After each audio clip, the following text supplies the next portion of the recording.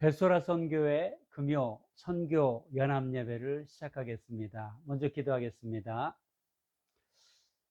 살아계신 아버지 하나님, 오늘도 이 종을 하나님 말씀을 선포하는 도구로 삼아 주시니 감사를 드립니다.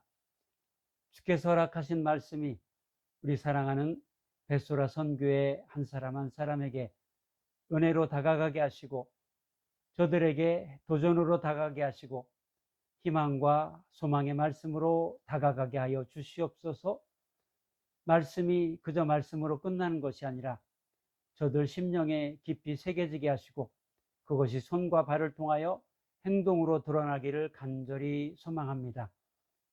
이 시간 말씀을 선포하는 이 종 하나님 앞에 바르고 담대하게 하나님께서 허락하신 말씀 온전하게 선포할 수 있도록 성령께서 머리끝부터 발끝까지 주장하여 주실 줄 믿습니다. 사탄 원수마귀 1절 틈타지 못하도록 주님의 성령께서 지키시고 보호하여 주시옵소서. 모든 것 하나님께 의탁하옵고 거룩하신 우리 주님 예수 그리스도의 이름으로 간절히 기도합니다. 아멘. 오늘은 이사야서 43장 18절에서 21절 말씀을 통하여 리셋 해주세요 라는 제목으로 말씀의 은혜를 나누겠습니다. 컴퓨터를 사용하다 보면은 갑자기 속도가 느려질 때가 있죠. 그리고 오류가 반복되어서 더 이상 사용하지 못할 때가 있습니다. 부팅 시스템이나 프로그램을 청소하여도 해결되지 않는다면은 결국 할 수 있는 방법은 한 가지밖에 없죠. 다름 아닌 리셋입니다. 즉 공장 초기화를 선택할 수밖에 없지요. 부팅 시스템과 평소에 사용하던 프로그램을 다시 인스톨하고 정리하는 과정은 결코 쉽지가 않습니다. 시간도 많이 걸릴 뿐만 아니라 매우 귀찮고 또 많이 힘들기도 하지요. 그리고 매우 번거롭습니다. 그러나 장기적으로 본다면 문제가 있는 컴퓨터를 스트레스를 받아가면서 계속 사용하는 것보다는 시간과 수고와 여러 가지 불편한 점이 있겠지만 리셋 없이는 결코 온전하게 저절로 고쳐지지 않는다라는 말씀입니다. 오늘 우리는 바로 이 리셋을 영적으로 적용하여서 하나님이 새롭게 하시는 은혜의 현장으로 함께 나가고자 합니다. 이제 한 2달 이상 지났는데요. 지난 5월 13일에 세계 각국의 경제란 신문에 쇼킹한 소식이 실렸었습니다. 리니산 프로젝트라는 기사였는데요.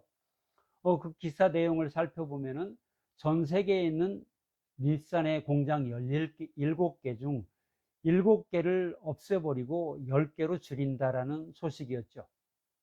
뿐만 아니라 전체 직원을 약 15%에 해당하는 2만 명의 직원을 감축한다라는 소식이었습니다.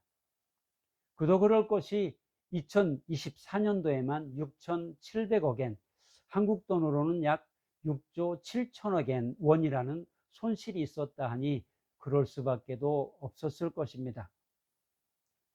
그런데 더 놀라운 것은요, 이제 2달이 지난 얼마 전에 이것으로도 부족하여서 닛산의 대표적인 상징 공장이었던 후쿠오카현의 오파마시에 있는 오파마 공장, 그리고 요코하마시에 있는 아주 멋지게 된 닛산 본사 건물, 이것을 매각한다는 소식이 7월 15일에 있었으니 전 세계가 또 한 번 충격을 받았습니다. 사실 세계적 기업인 이 닛산은 이미 1999년에도 고통스러운 구조 조정을 경험했지만 또다시 대규모 구조 조정을 하게 된 것입니다. 닛산의 이번 구조 개혁을 통해서 과거에 나의 찬란했던 이런저런 것들, 그리고 성공한 것들, 익숙함에만 머문다면 아무리 화려해 보이는 대기업일지라도 반드시 위기가 찾아온다라는 사실을 알려줍니다. 그러나 이것은 비단 닛산만의 얘기가 아니겠지요. 주 안에 사랑하는 벳소라 선교회 여러분, 여러분 모두도 인생과 신앙에서 위기를 만날 수 있기 때문입니다. 건강, 가정, 직장, 인간관계, 그리고 신앙 문제와 같은 위기들은 여러분 모두가 경험할 수 있는 현실이지요. 주 안에 사랑하는 벳소라 선교회 여러분, 혹시 지금 여러분도 왜 이런 일이 내게 일어나고 있을까? 지금 내 나이에 왜 이런 일이 나에게 일어날까? 이 시기에 왜 일이 이렇게 되어서 라는 생각을 할 수도 있겠죠. 어쩌면은 그런 일을 당했을 때 내가 지금 다시 시작할 수 있을까?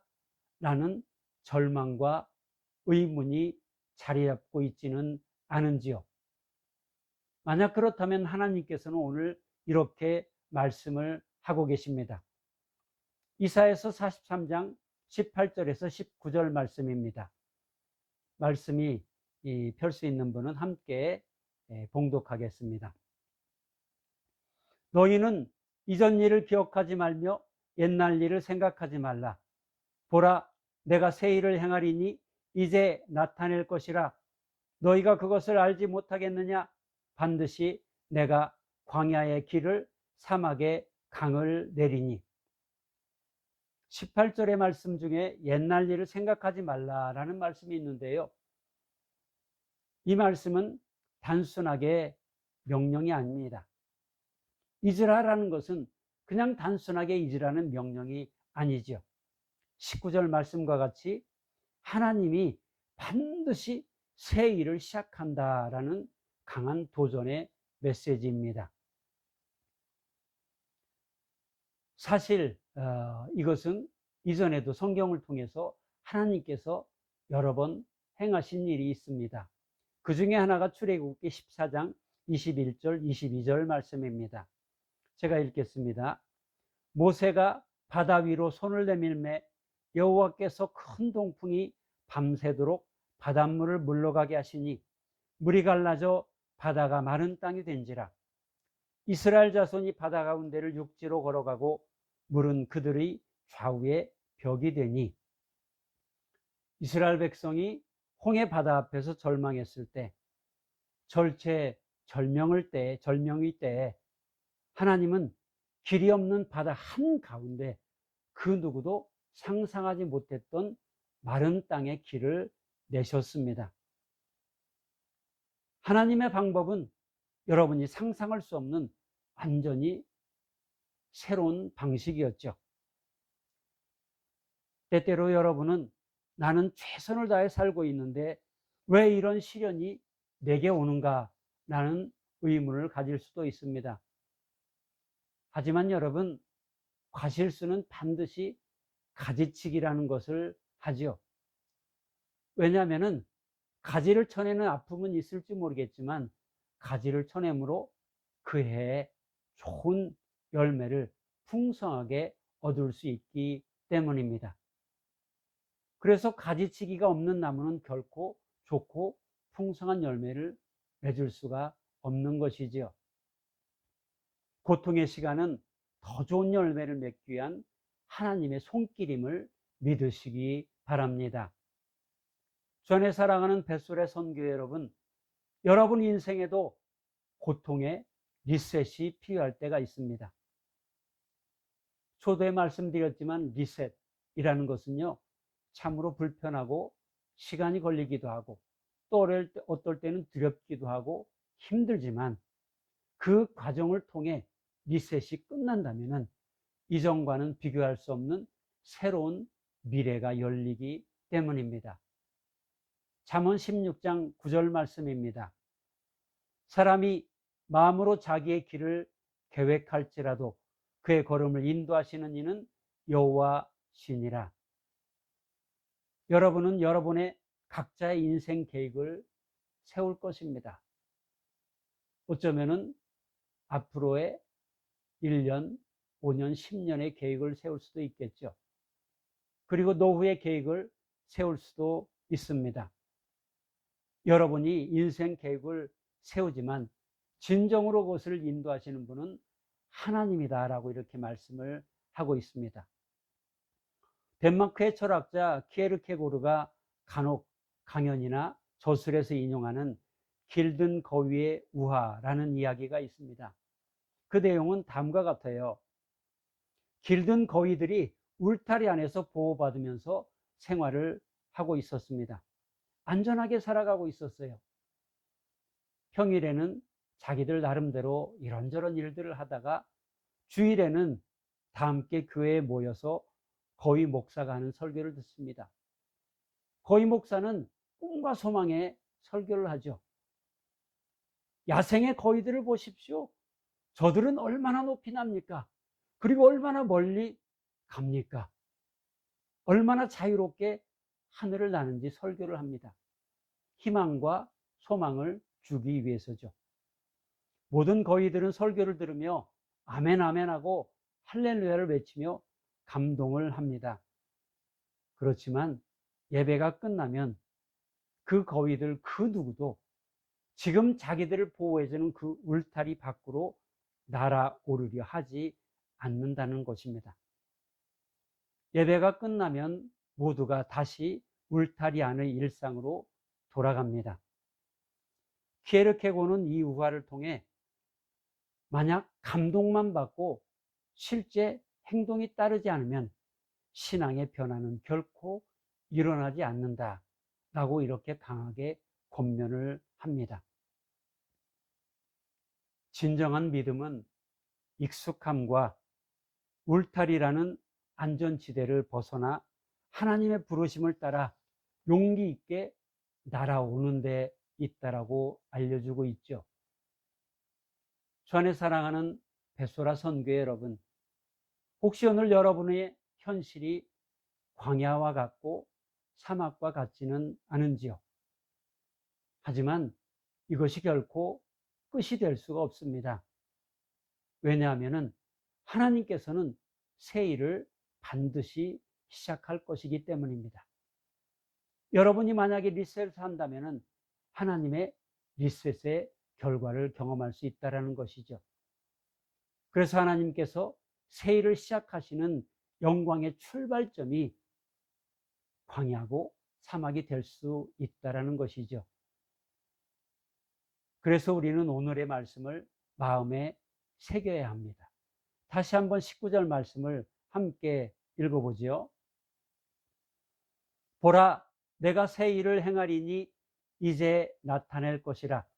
너희가 그것을 알지 못하겠느냐? 반드시 내가 광야의 길을 사막의 강을 내리니.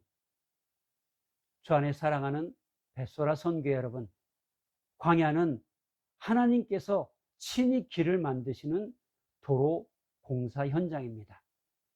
메마른 사막은 하나님께서 수로를 만드시는 수로 공사 현장이지요. 광야, 사막은 종착점이 아닙니다. 하나님께서 새 일을 시작하시는 출발점이라고 이렇게 성경은 알려주고 있죠. 주 안에 사랑하는 벳소라 선교회 여러분, 지금 여러분의 신앙이 혹시나 부끄럽거나 아니면 부족하다고 느낀다면 과감하게 신앙의 리셋을 할 시기입니다. 하나님이 만드시는 새로운 길과 생명의 강을 기대하며 희망으로 다시 일어섭시다. 우리의 구원을 위해 독생자를 아낌없이 주신 하나님을 신뢰하며 기도의 무릎을 꿇고 믿음의 리셋을 결단해야 합니다.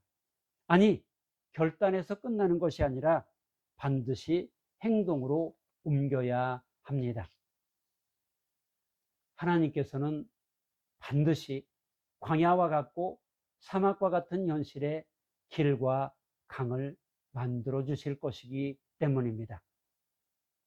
말씀을 마치며 오늘 본문이 이사야서 40장, 43장 20절, 21절 말씀 함께 읽겠습니다. 이사야 43장 20절, 21절 말씀.